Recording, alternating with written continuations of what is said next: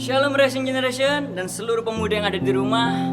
Kembali kita berjumpa dengan sukacita dan saya percaya setiap dari kita punya kabar yang luar biasa. Haleluya. Kita tahu kebergantungan hidup kita terhadap sesuatu itu membuktikan seberapa kita memprioritaskan hal tersebut. Nah, dari hal tersebut itu akan membentuk bagaimana keadaan suasana batin kita.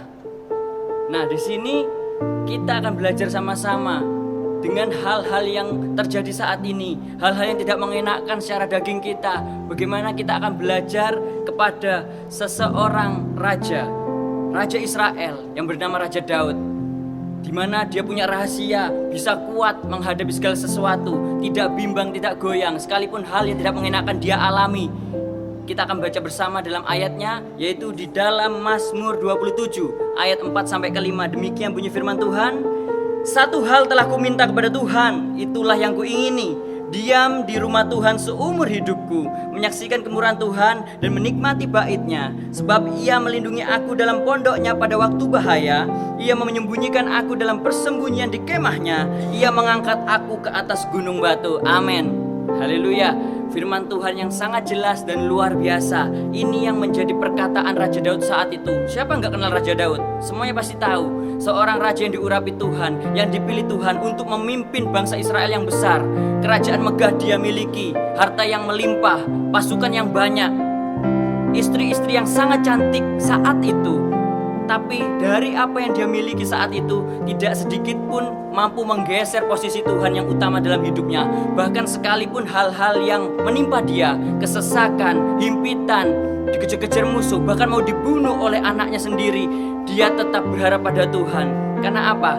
Hadirat Tuhan yang menjadi kerinduannya setiap saat. Di dalam ayatnya tadi sudah kita baca bersama. Dia punya satu kerinduan, dia punya keinginan untuk tetap berada dalam hadirat Tuhan. Kenapa?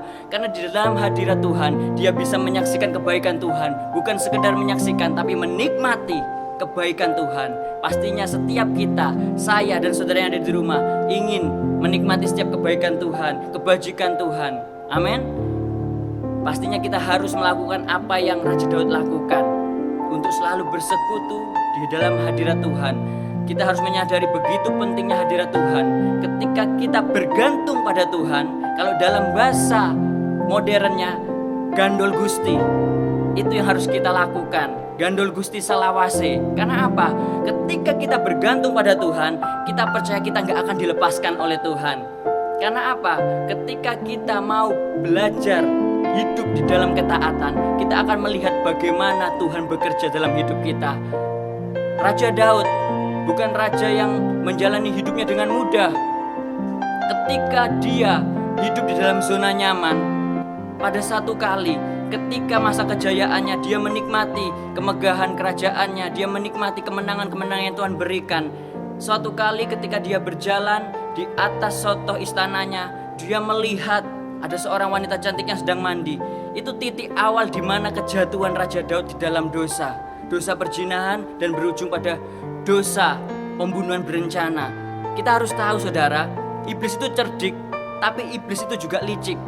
Ketika kita di rumah tidak melakukan apa-apa, kita nyaman dengan apa yang ada saat ini, ingat, ada iblis yang siap menggoncangkan iman anak-anak Tuhan.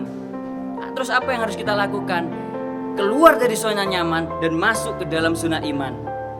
Raja Daud mengalami pertolongan Tuhan bukan ketika dia leha-leha, bukan ketika dia merasa nyaman di dalam istananya. Justru ketika dia merasa nyaman, dia jatuh dalam dosa. Tapi ketika dia mengalami desakan, mengalami himpitan, dia dikejar musuh, bahkan mau dibunuh oleh anaknya sendiri, fokus pandangannya terpaut kepada Tuhan. Disitulah dia merasakan pembelaan Tuhan, penyertaan Tuhan yang luar biasa. Nah, saat ini jangan lewatkan satu hari pun tanpa menyenangkan hati Tuhan. Di rumah kita harus sempatkan waktu. Karena apa? Tuhan berikan satu hari 24 jam buat kita, nafas hidup. Kita pergunakan untuk memuji Tuhan, menyembah Tuhan, terima firman Tuhan.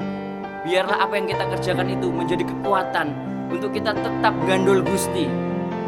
Haleluya. Sehingga apa? Apapun yang terjadi di luar batas kemampuan kita, Tuhan yang menjadi pembela kita, Tuhan yang menjadi kekuatan kita.